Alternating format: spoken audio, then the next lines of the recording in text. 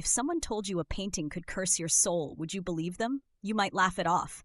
But in the quiet town of Ashwick, there's one portrait nobody jokes about. They call it her silent watch, and everyone knows its single immutable rule: never open the eyes.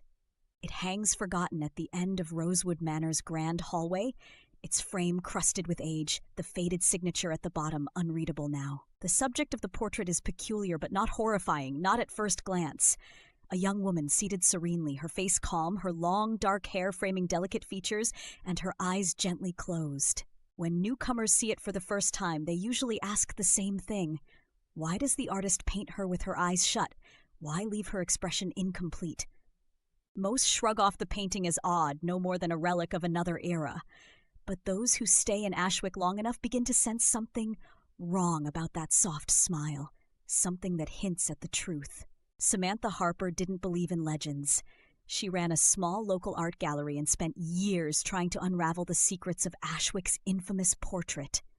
For decades, the townsfolk told stories about its peculiar history, that anyone who dared tamper with the portrait wasn't merely cursed, but claimed by something insidious. Superstitious nonsense, Samantha thought, but still she was drawn to it in ways she didn't fully understand. It started with dreams, strange ones.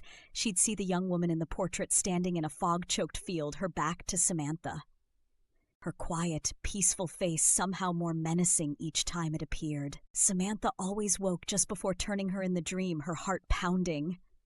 Despite the warnings in town, Samantha decided to examine the portrait more closely one quiet evening after the gallery had emptied. She hadn't intended to touch it, but there was something magnetic about it that no cautionary tale could overpower. Her hands moved toward it almost on their own accord. She traced her fingertips along the cracked paint near the subject's clasped hands before realizing the texture didn't feel right, like something under the surface was peeling away.